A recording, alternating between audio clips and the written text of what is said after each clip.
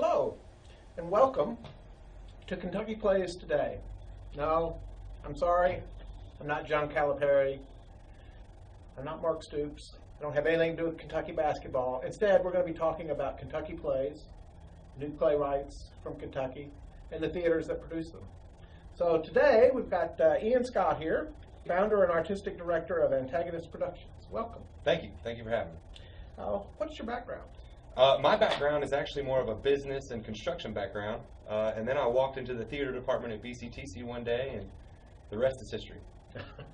Can you explain a little bit? Yeah, sure, I'd love to. I always, grew up acting and playing in shows in elementary school and high school and things like that, and then I graduated and went off to work as a general contractor with my father, and then decided I wanted to go back to school and get a business degree, and I took a theater class under Tim X. Davis, and I got cast in a show soon after, and ever since then, I was about 3 years ago, and I've been in lots of productions, played the lead role, worked backstage, on stage, worked as technical director around town a lot, and then I decided one day that the local artist doesn't get enough attention, so we started a company that would specifically focus on the local artists. So. Okay.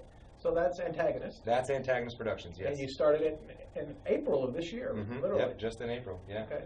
So there are already 25 theaters in Lexington. Yeah. Numerically, there are 25. So you've really taken on something of a challenge. Oh, of course. Explain a little bit more about what you mean by working with the local. Well, what we do at Antagonist Productions is our mission is to focus on collaborating with the local artist and the local business. So we are not run by government grants, and we do not have huge corporate sponsors. We are all sponsored by the local business and the local community and people in the local community. And all of our actors and directors and crew folk are all local Central Kentuckians. And recently, something that the other theater companies don't do is we are taking even a step further with the local playwright. We're taking plays and scripts written by local talent, and we are producing them. Okay, so the first one was Carl Trammell's. Carl Trammell's, dear friend of mine. Tell me about that. Yeah, it was Love, Lust, and the Middle Ground. It's a nice, quirky script written by Carl, and we that's actually what got Antagonist Productions going, was Love, Lust, and the Middle Ground. So I have to give Carl some credit. He handed me this script as a friend to read, and I loved it. I liked it immediately, and I was like, why don't we try to produce this and put it up? We've got Stage Right acting over there. Miles Meehan's great, and he's a big help with everything. So let's go talk to him about producing this play over at Stage Right Acting, and we put it on. It was a success. We got a couple places to come out. There was a local pizza joint that came out and sold pizza at the door at intermission. That was a huge success. And then from there, it was kind of a snowball effect because we, with the local pizza place and the local playwright and the local business and Stage Right was where I kind of decided that that's how we would collaborate everything and make it possible. Okay.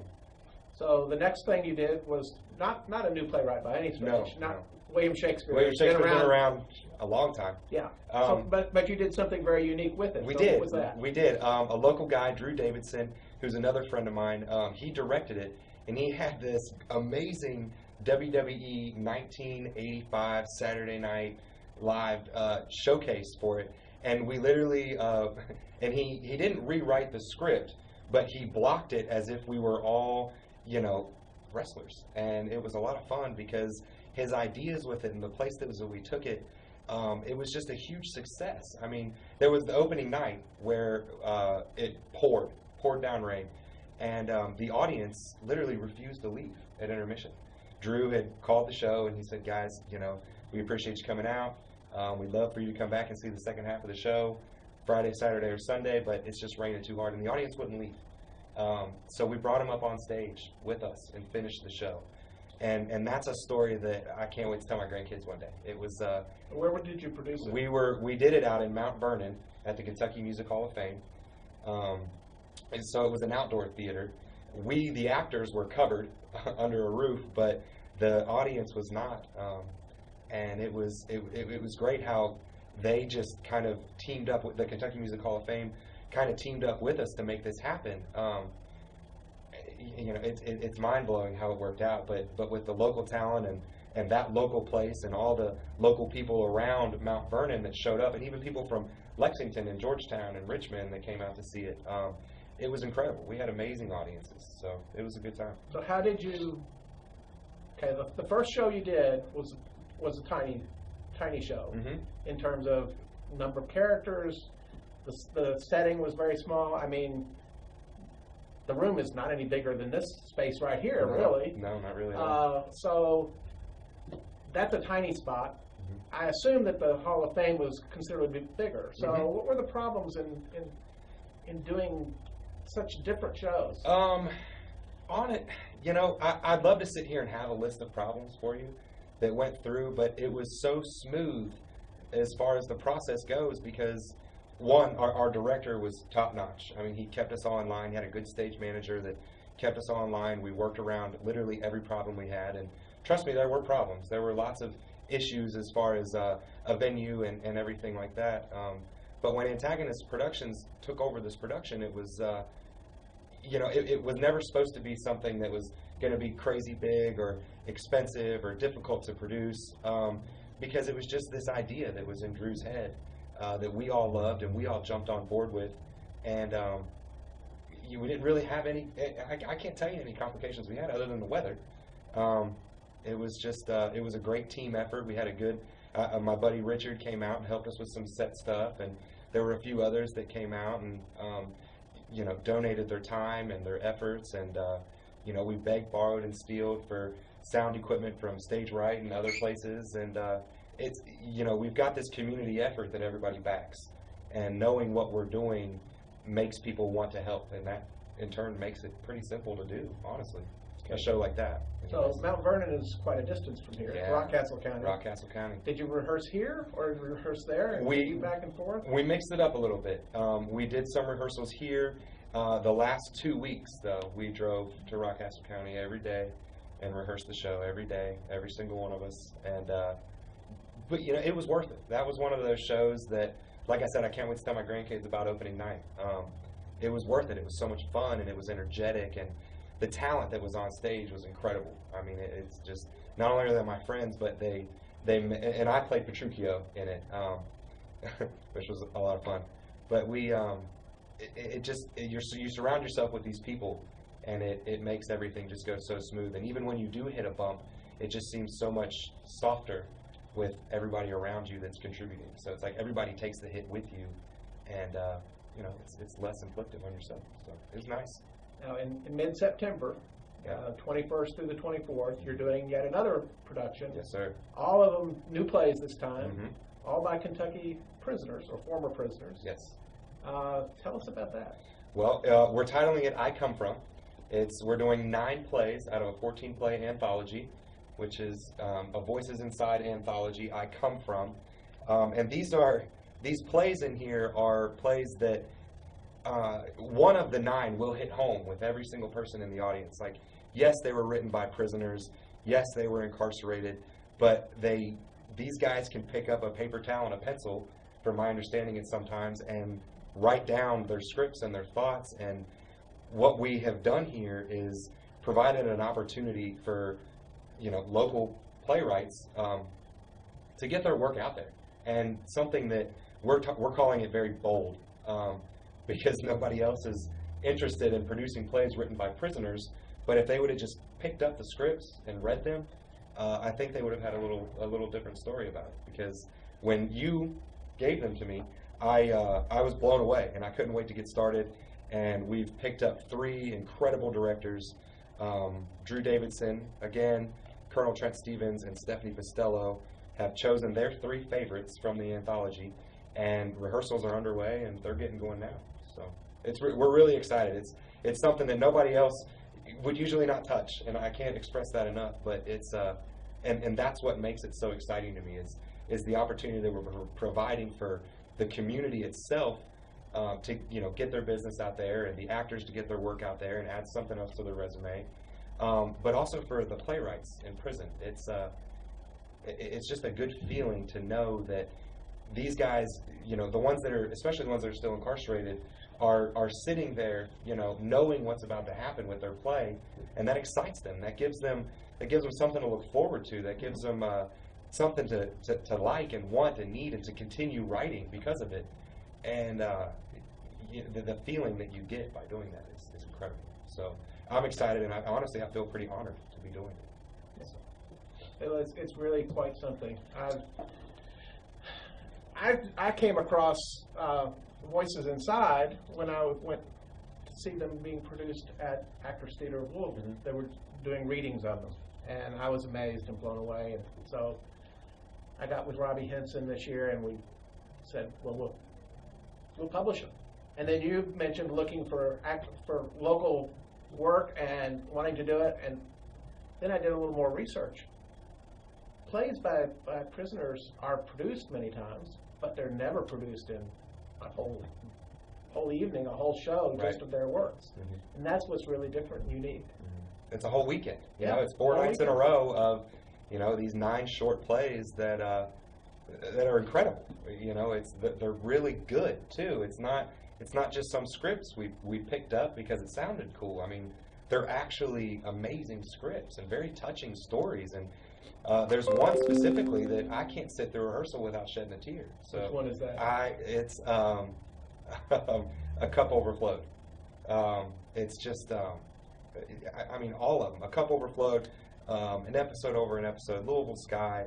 They're all just they're touching. They're these stories that people need to hear. They need to hear. So, and that's what we're here for. So tell me again about the festival itself. Who's sponsoring it? Where is it going to be? How do people get there? Yeah, of course.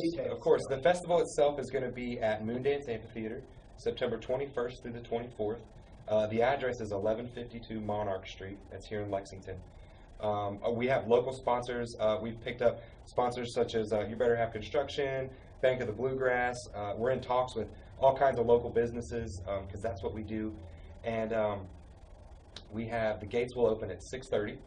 The show will start promptly at 8. But in that hour and a half, you can kind of mingle around and visit our food trucks and our beer sponsors and, set your blanket down or your lawn chair, whatever have you, and, get ready to see something that's truly incredible. And it's really cool because we're tied together with, with the book itself and Pioneer Playhouse and the movie that was being aired. And it's there's so many different elements to this. It's not just the theater festival. It's not just the 9 plays being produced. There's so many other legs to this that it all stands on. And that's what I love about it all coming together is it's just it's an exciting thing that you have so many different elements. And I tell everybody all the time that you drop this golden egg in my lap, and I can't wait for it to hatch. And I'm eager and I'm anxious, and it's going to be good. It's going to be really good. Tell us about the movie. You mentioned that just in passing. What's the movie? The movie itself was there's a trailer actually. The trailer itself is up on our Facebook page, but the movie itself was produced by Pioneer Playhouse, correct? I think so. Yeah. Yeah, it was Pioneer Playhouse, and Robbie wrote it. Robbie wrote it, and he directed it. and what's cool about the movie is it kind of it puts a face with the writing. And it talks about their stories and the program that they have, the outreach program that they have in the prison that Pioneer Playhouse and Robbie Henson got going, which is awesome. I sat down and talked to him about it a little bit, and it's a really cool program. And the things that they do for these inmates is incredible because the going back into prison is a common thing for most prisoners. But these guys, the statistics seems to be defeated with this because they come out and they have something to look forward to, and they can contribute to society just like anybody else, whether they're a felon or not. And the movie really touches on a lot of that kind of stuff. So. Yeah. Usually it's a 60% recidivism rate. 60%, 6 out of every 10 that come out of prison go back to prison. Mm-hmm. But in this case, it's 6%. 6%. 1/10 of the normal. Of the normal, and you thank that program for this.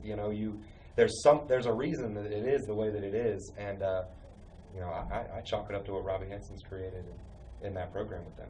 It's incredible. Well, this is just one of a number of such programs. Yeah. There's another one is Shakespeare Behind Bars. Mm-hmm.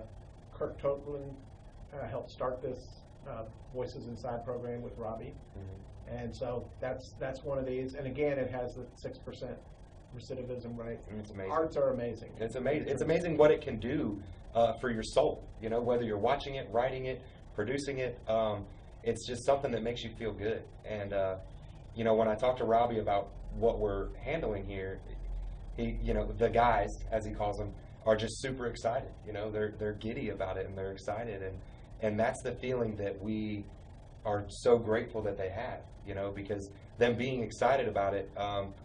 It just gives us all the more fuel to do it and continue to be a part of the process with them. So yeah, it's great.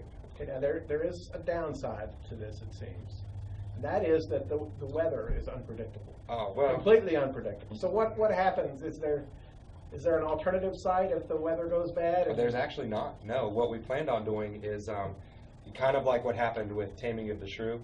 We're planning on just everybody being so involved and into the show that they'll just stay and enjoy it.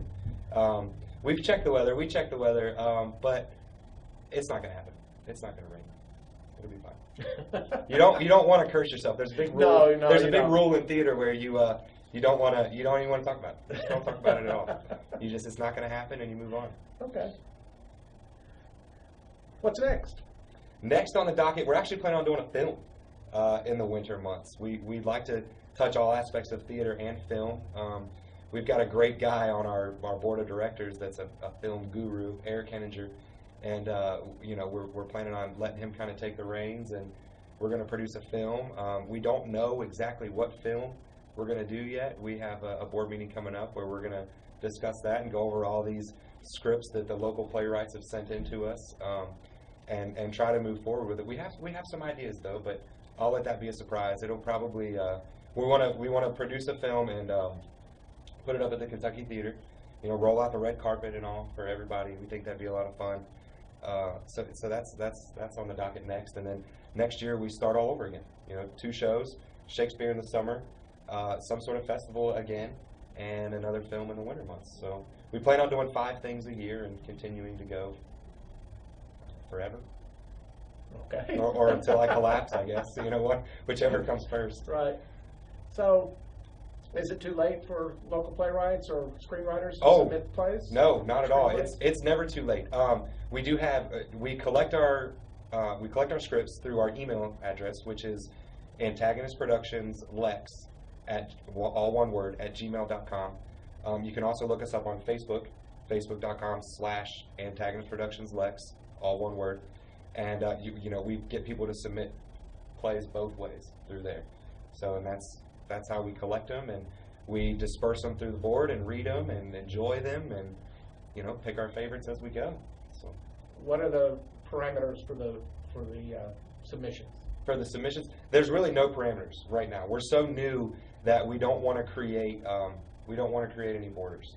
We'd like to, you know, as far as the screenwriting and the movie goes, you know, we can't produce a feature-length film by any means right now. But we're looking at something in the 30 to 45 minute range. But when it comes to our plays, like I said, we're going to plan on doing 2 straight plays per year, possibly even one of those being a musical. And those are, you know, full-length 90-minute plays. And then in our festival in the fall, we're planning on showcasing short plays again. So, you know, whichever way you dice it, we'd like to figure out a way to make it happen for you. So that's our goal. Sounds really good. It's exciting. I'm excited. And it's, you know, we talk about how big of a leap it is from, you know, Love Less Than Middle Ground was such a small and quaint, cute show that everybody enjoyed, and it was over. And then Taming of the Shrew was kind of the same thing.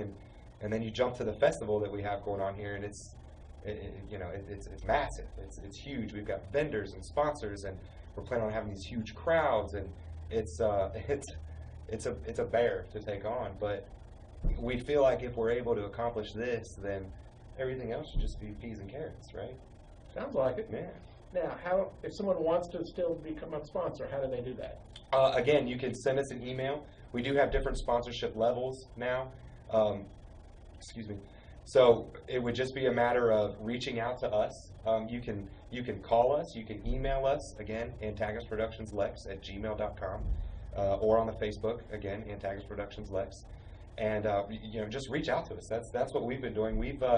we've gone door to door with businesses and people and trying to collect funds and talk about what we're doing with the festival. And to be honest with you, not one person hasn't like jumped on the boat as far as at least being excited about the festival. Not everybody gets their checkbook out. That's normal. That's okay. But you know, we've got so many people that have committed to coming to the festival, and that's the ultimate goal. Is you know, the sponsorships and things. Those will come. We feel like, we hope.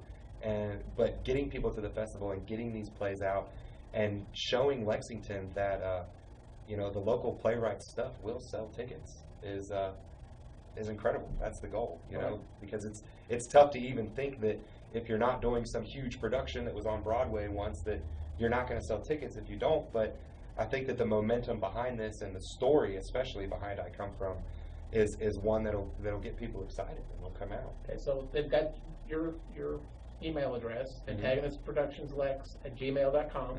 What's the phone number they call? Phone number is 859-536-2410. That's our phone number. That's my personal cell phone number, so if I don't answer, leave me a voicemail. Okay.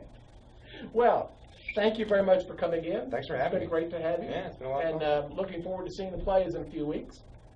Yep. And thank you all for showing up today and watching us. We appreciate you coming, opening your living rooms to us. And this is Kentucky Plays Today. Thank you for coming.